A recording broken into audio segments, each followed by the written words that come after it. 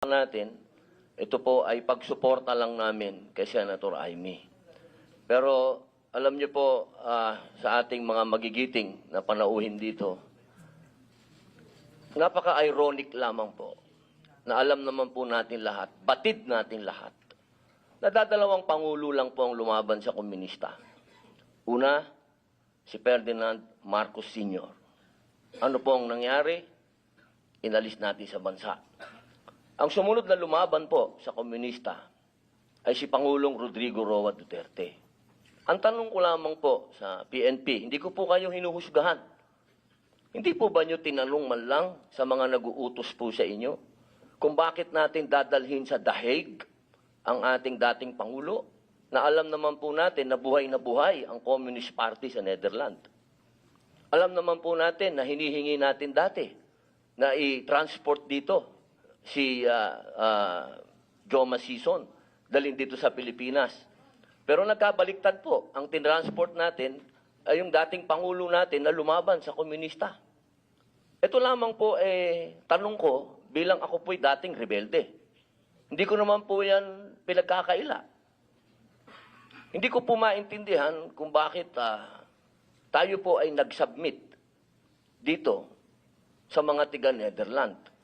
Alam naman po natin, kahit po itanong ninyo, ako po ay palagi dyan sa Utrecht. Kasama po si Joma. Hindi ko po yan dinideny. Pero nakakagulat lamang po na dinala natin doon ang dating Pangulo. Yun po ba, hindi po ba alam ng PNP na karamihan po sa mga dumadating na pera sa komunista, sa mga terorista, ay galing po sa abroad? Yan po yung mga tanong na kailangan ko po sanang itanong sa inyo at marinig ang mga sagot ninyo, pero naubos na po ang oras natin sa paikot-ikot. Ako po ay gusto ko pong iparating sa inyo ang kalungkutang napakalalim. Sapagkat sama-sama po tayong lumaban. Gusto po natin ng law and order sa ating bansa. Pero pagdating po sa kaduluduluhan, alam niyo po, General Torre, congratulations, sa kadalawang medalya na po kayo. Pero alam niyo po, sir, nalulungkot po ako dahil yung katapangan po ninyo, sir, medyo nakalulungkot po. Bakit? Napakatanda na po ni former President, sir. Ako naman po, tagahanga ninyo sa pagkamatapang ninyo, sir, pero napakatanda na po ni former President. At alam naman po natin, sir, na lumaban yan sa komunista. Alam niyo yan, sir. Sana naging konting, ano lang po tayo ba? Binigyan naman natin ng konting, kung paano natin tinitingnan yung mga medalya nyo, hindi lang nalagyan ng medalya si Presidente, pero kung sa medalya ang pag-uusapan, tinulungan niya tayo laban sa mga terorista. Yun lamang po, sir, sana napakasakit isipin. Ito pong bagay na ito, parang pati itong ambassador natin. Ano po ba talaga ang, ito po ba talagang operation para may aalis dito ang ating dating Pangulo? Kanino po ba? Kasi kami pinupuwersa kami lahat ng mga supporter ni Digong na i-contempt po kayo. Pero hindi po namin ginagawa. Sapagkat ang order, walang order sa amin na ipakontempt kayo.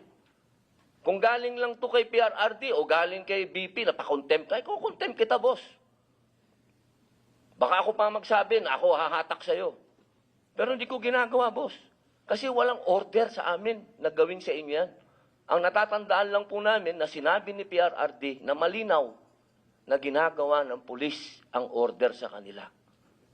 Kaya po namin kayo nirirespeto, sir, dahil yun ang sinabi ng boss namin. Yun ang sinabi ng chairman ng PDP, na ginagawa lang ng pulis ang trabaho nila. Pero sana naman, sir, isipin din natin kung anong itinanim ni PRRD sa bansang ito.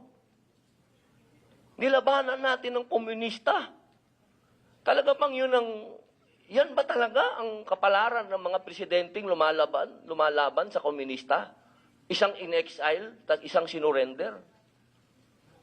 Ano ba po talaga itong bansa natin? Tayo po ba'y demokratiko talaga? Tayo po ba'y under control ng komunista? Yun lamang po. Maraming salamat po sa inyong lahat. Magandang hapon.